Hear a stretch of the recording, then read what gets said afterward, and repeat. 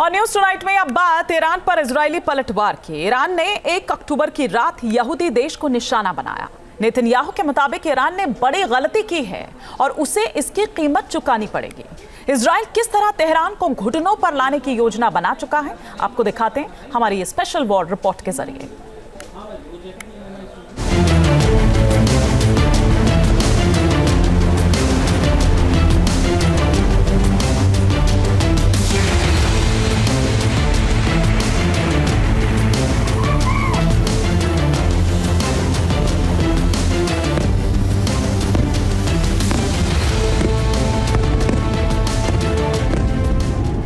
आसमान से बरसती ईरानी मिसाइलों के खौफ से डरे सहमे इजराइली।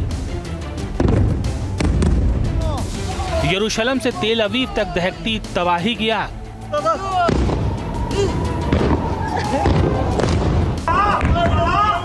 एक अक्टूबर की रात ईरान ने इजरायली सरजमी पर इतना बारूद बरसाया जिसकी धमक पूरी दुनिया में सुनी जा सकती है। इस हमले ने दुनिया को 2 हिस्सों में बांट दिया है। एक धड़ा ईरान के साथ खड़ा है तो सुपर पावर अमेरिका समेत यूरोप के ज्यादातर देश इजराइल के पक्ष में हैं।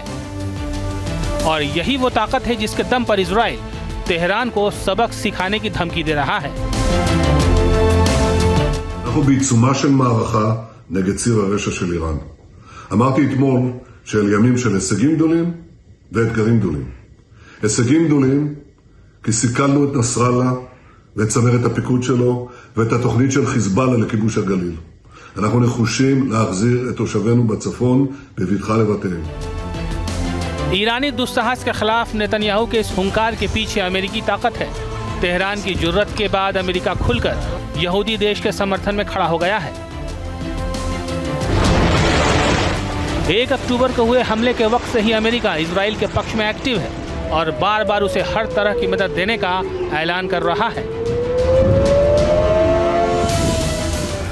At my direction, the United States military actively supported the defense of Israel, and we're still assessing the impact. But based on what we know now, the attack appears to have been defeated and ineffective. And this is testament to Israeli military capability and U.S. military.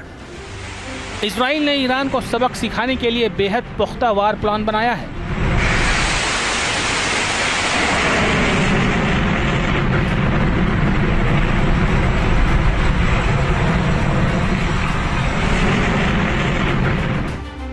Axios की report के मुताबिक Iran को सबक सिखाने के लिए Israel उसके तेल भंडारों पर अटैक कर सकता है।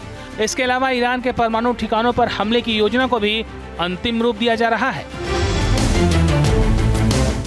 रिपोर्ट के मुताबिक इजराइल इस बात पर भी विचार कर रहा है कि अगर उसने हमला किया तो इस पर ईरान का क्या रिएक्शन होगा।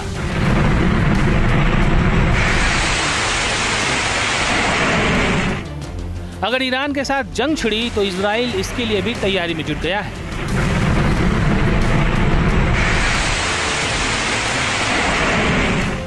इस बीच पूर्व CIA अधिकारी लैरी जॉनसन ने बड़ा दावा करते हुए कहा है कि रूस की मदद से ईरान ने अपनी सैन्य ताकत में बड़ा इजाफा कर लिया है और वो तेल अवीव से सीधे मुकाबले को तैयार है। तो साफ है कि ईरान और इजराइल के बीच बढ़ता तनाव विश्व युद्ध की तरफ बढ़ रहा है। मिडिल ईस्ट की टेंशन कभी भी तीसरे वर्ल्ड वॉर में तब्दील हो सकती है।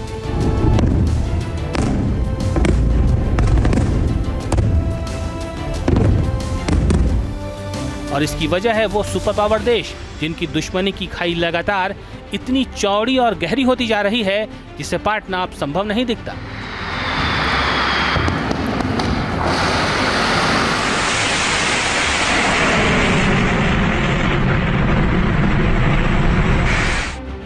इनमें से एक गुट है दुनिया के सुपर पावर देश अमेरिका का, जो इजराइल के पक्ष में खड़ा है। इसमें यूरोप के ज्यादातर देश भी अमेरिकी झंडे के नीचे हैं। वही मिडिल ईस्ट की बड़ी शक्ति माना जाने वाला ईरान हसन नसरल्लाह की मौत के बाद खुलकर यहूदी देश के खिलाफ खड़ा हो गया है और उसे मिल रहा है पुतिन और जिनपिंग का साथ। इसके अलावा ईरान को नॉर्थ कोरिया की मदद भी मिल सकती है।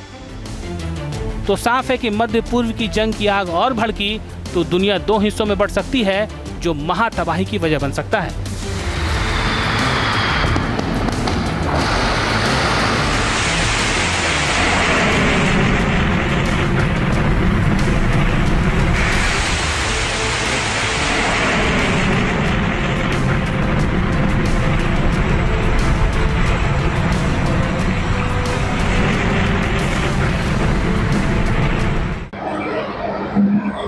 इजराइल का डिमोना शहर, एक ऐसा शहर जिसके नाम को सुनते ही दुश्मन थर-थर कांपता है, चाहे वो ईरान हो या फिर हमास हो या फिर हिजबुल्लाह हो या फिर हुती हो। ये इसलिए क्योंकि डिमोना ही वो शहर है जहां पर है इजराइल के न्यूक्लियर हथियारों का सबसे बड़ा जखीरा। ये वही इलाका है जहां पर इजराइल अपने न्यूक्लियर हथियारों का सबसे बड़े जखीरा रखा हुआ है और इसके चलते इजराइल के दुश्मन इजराइल की तरफ आंख उठाकर देखने की हिम्मत नहीं जुटाते। अभी भी किसी भी इस्लामिक देश में ये ताकत नहीं हुई कि वो इजराइल के खिलाफ बड़े जंग का ऐलान कर सके। डिमोना की ये पहाड़ियां आप देख रहे हैं, इन्हीं पहाड़ियों में स्थित है इजराइल का न्यूक्लियर पावर प्लांट और इसी न्यूक्लियर पावर प्लांट के साथ स्थित है इजराइल के न्यूक्लियर हथियारों का बड़ा जखीरा। डिमोना शहर के ठीक नजदीक स्थित है और यहीं पर दरअसल इस वक्त हम देखें तो हमास की नजर भी है और ईरान की नजर भी है। लेकिन इजराइल जानता है कि उसकी ताकत क्या है। इजराइल ने कभी ना भी नहीं कहा कि उसके पास न्यूक्लियर हथियार नहीं है और कभी हाँ भी नहीं कहा। और इन्हीं पहाड़ियों पर, नेगेव की पहाड़ियां आप देख रहे हैं, पूरा नेगेव डिजर्ट का इलाका है, यहाँ पर इजराइल ने अपने न्यूक्लियर हथियारों का समूचा जखीरा रखा हुआ है कि इजराइल न सिर्फ सामरिक तौर पर मजबूत है बल्कि न्यूक्लियर वेपन्स के साथ भी वो इतना मजबूत है कि इससे टकराने का मतलब है अपने सर्वनाश को लिखना।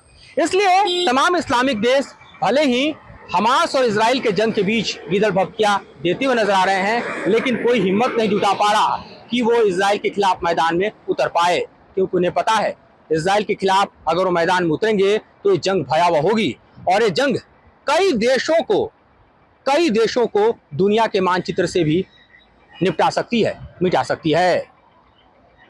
Madhurendra Kumar, news nation, Israel.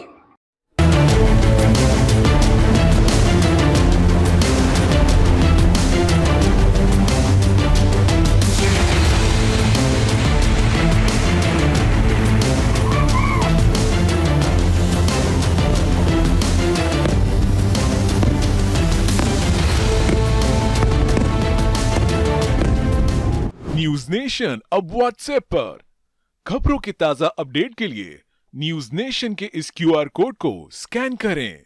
News nation अब व्हाट्सएप पर खबरों की ताजा अपडेट के लिए न्यूज नेशन के इस QR कोड को स्कैन करें। न्यूज नेशन अब व्हाट्सएप पर खबरों की ताजा अपडेट के लिए न्यूज नेशन के इस QR कोड को स्कैन करें।